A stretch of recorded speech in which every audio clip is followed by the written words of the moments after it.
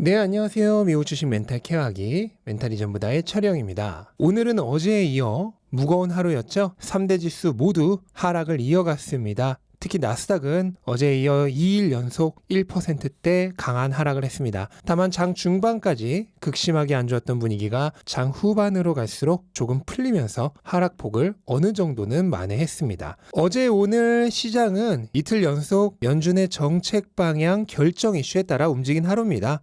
사실상 어제랑 거의 같은 얘기를 할 거기 때문에 오늘은 핵심만 얘기를 하겠습니다. 내일 오후 2시에 파월 의장이 FOMC 결과를 발표하죠. 그래서 연준은 테이퍼링 속도를 2배로 올리는 방안을 발표할 가능성이 매우 크고요. 또 인플레이션이 일시적이지 않다는 것을 인정할 가능성이 높습니다. 그로 인해 2022년에 테이퍼링을 조기 종료한 이후 금리 인상을 하겠다는 걸 기정사실화할 가능성이 높습니다. 다만 직접적으로 내년에 금리 인상하겠다는 발언까지는 하지 않을 것으로 생각이 됩니다. 여기까지는 제가 아니라 그냥 시장의 일반적인 예상입니다. 그리고 현재의 가격 하락은 이 예상에 따라 미리 선 조정이 나오는 것으로 보시면 되겠고요. 내일 발표 이후의 시장의 방향은 이렇게 딱 예상한 수준의 발표가 나올 경우에는 오히려 뉴스 이후에 오를 가능성이 높고요. 이거보다도 더 강력한 긴축 정책이 나올 경우에는 추가 하락할 가능성도 있겠죠.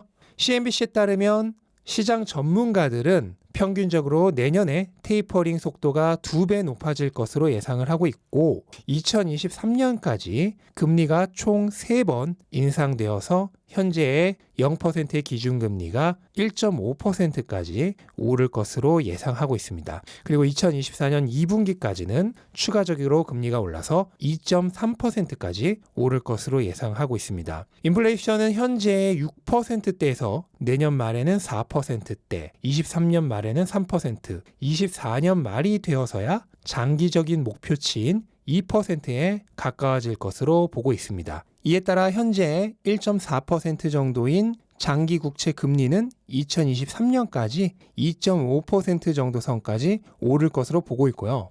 많은 사람들이 오해하는 것 중에 하나가 금리가 오르면 주가가 떨어진다는 건데 이건 여러 번 예전에도 설명드렸지만 역대 금리 상승기를 보면 주가는 늘 올라왔습니다. 금리의 방향과 주가의 방향이 비슷해요. 금리 상승의 이유 자체가 경기 확장이 선행된 결과물이기 때문에 경기가 좋아지고 기업들의 실적이 상승하면서 주가가 오르는 겁니다. 다만 지금처럼 모든 기업이 오르는 것은 아니고요. 실적을 내는 기업에 한해서 오르는 거죠. 그러니까 개별 장세가 될 거란 점입니다. 금리는 중력이라고 생각을 해야죠. 기업들에게는 밸류에이션의 부담이 커집니다. 금리가 3%면 매년 2, 3%씩 성장하는 기업은 실질적으로 성장을 안 하는 거죠. 매년 5% 성장하는 기업도 2%밖에 성장하지 못하는 게 됩니다. 일명 코스트 오브 캐피탈이 커지는 거죠. 그래서 정부의 지원을 받아서 겨우겨우 살아남는 일명 좀비 기업들은 생존이 어려워지고 성과를 내는 기업만이 살아남는 환경이 되죠. 이렇게 되면 원래 사라졌어야 할 기업이 사라지면서 경쟁이 줄어들고 그로 인해 살아남은 기업들의 이유는 증가합니다. 그렇게 되면 주식시장도 안정적으로 성과를 내는 기업만 계속해서 상승하는 환경이 되어갈 거고 차라리 대부분의 투자자들에겐 지금과 같은 널뛰기 장세보다는 오히려 훨씬 편안한 시장이 되어갈 수도 있습니다. 네, 암호화폐도 최근 주식시장, 그중에서도 나스닥과 굉장히 비슷한 움직임을 보이고 있는데요. 어제 장 초반에 주식시장이 크게 하락하면서 똑같이 하락을 했는데 주식시장이 어느 정도 가격이 오르기 시작하면서 따라 올랐습니다. 현재는 최근 일주일 내에 평균 가격으로 돌아왔고 다시 정체되어 있는 상황입니다. 아마 내일 연준의 정책이 발표되기 전까지는 미리 오를 만한 이유는 없죠. 연준의 정책이 발표된 이후에 주식시장과 거의 비슷한 움직임을 하지 않을까 예상이 됩니다. 그리고 지금 암호화폐 시장의 공포 탐욕 지수가 21로 극도의 공포 상태입니다. 저는 성격이 잘못된 건지 사람들이 이렇게 극도의 공포 상태가 되면 오히려 극도로 편안해집니다. 주변에서 두려워하는 사람이 많을수록 오히려 더 편안해져요. 극도의 공포 상태인 현재가 저는 최근 암호화폐 시장 상황 중에서 가장 좋아 보입니다. 비트코인은 현재 시장 공급량 대비 스테이블 코인의 숫자가 역대급으로 많은 상황입니다. 위에 파란 선은 가격, 그리고 밑에 주황색 선이 시장의 비트코인 공급량을 스테이블 코인으로 나눈 값인데요. 숫자가 낮을수록 공급량 대비해서 스테이블 코인이 많이 있다는 걸 뜻합니다. 해외 거래소에서는 대부분 스테이블 코인을 이용해서 매수를 하기 때문에 스테이블 코인이 많다는 건 그만큼 매수 여력이 많이 있다는 걸 뜻합니다. 근데 현재 거래소에 있는 스테이블 코인의 양이 역대급으로 많다는 거죠. 한마디로 사람들이 총알을 엄청나게 장전해 둔 상태라고 이해를 하시면 됩니다. 여기서 시장 상황과 투자 심리가 조금 좋아지면 매수하기 위한 대기 자금이 엄청나게 집중될 수 있다는 뜻이죠. 그만큼 가격이 올라갈 여력이 많이 남아있다는 뜻으로 해석을 하셔도 무난하겠습니다.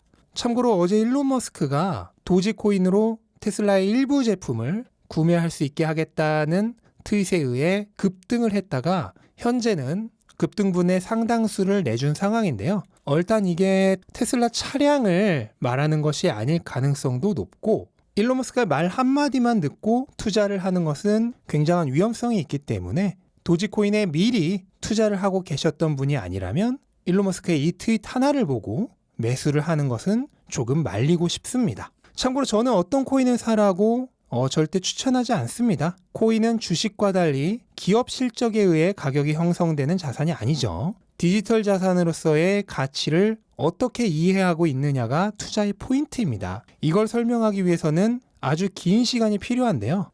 제가 현재 진행 중인 스터디에서는 암호화폐와 솔라나, 디파이 등에 대한 얘기를 하고 있습니다. 저의 암호화폐 관련된 얘기가 듣고 싶으신 분들은 스터디로 찾아와 주시면 좋겠습니다. 네, 오늘 주식시장 대부분 시장과 같이 움직인 하루였기 때문에 개별 주식 얘기는 최대한 생략하고요. 테슬라로 바로 넘어가겠습니다. 테슬라는 장 초반 천슬라의 지지선이 깨진 여파와 EV 텍스 크레딧이 포함된 민주당의 재정정책이 연내 승인이 어려울 것 같다는 전망으로 2% 넘는 하락을 하면서 시작을 했지만 일론 머스크의 추가적인 매도가 없으면서 저가 매수세가 들어왔고 결국 장 후반에 주가 하락을 상당 부분 만회하면서 마무리를 했습니다. 일론 머스크는 현재 일주일에 한 번씩만 매도를 하고 있기 때문에 이번 주에는 추가적인 매도는 없을 것으로 예상이 되고 그렇다면 내일 연준의 정책 발표 이후에 시장 분위기를 그대로 따라갈 가능성이 높아 보입니다. 만약 시장이 연준의 발표를 긍정적으로 받아들여서 오르기 시작한다면 주말 전에 천슬라를 회복할 가능성이 있고요. 그 반대라면 다음 지지선인 $900 초반대를 시험하게 될 것입니다. 어느 쪽이 되었건 저는 크게 상관이 없습니다. $1200가 돼도 안 팔 거고 $800가 돼도 안 팝니다. 12월 말 주가가 얼마인지도 모르고요. 내년 3월 주가가 얼마인지도 모릅니다. 2022년 1년 후에 오늘의 주가가 얼마인지도 잘 모르겠습니다. 관심도 없고요. 제가 관심 있는 건 전기차가 얼마나 빠르게 내연기관차를 대체해 가느냐, 그리고 그중 테슬라는 어느 정도의 점유율을 유지할 것이냐, 그리고 마진은 얼마나 좋아질 것이냐, 자율주행 기술은 얼마나 더 빨리 발전할 것이냐, 그런 얘기들 뿐입니다. 그럼에도 불구하고 단기적인 예측을 해달라고 하신다면 어제 말씀드린 것과 같은 얘기를 할 수밖에 없습니다. 일론 머스크의 매도가 모두 끝나고 기가 베를린과 기가 텍사스의 오픈 일정이 나오고 4분기 실적이 발표되는 1월까지는 큰 상승은 어렵다고 보고 있습니다. 1월이 지나 모든 게 분명해진 다음에는 아마도 내릴 가능성보다는 오를 가능성이 높지 않나 생각은 하고 있습니다. 네, 영상 끝까지 시청해주셔서 감사드립니다. 오늘도 좋은 하루 되시기 바랍니다.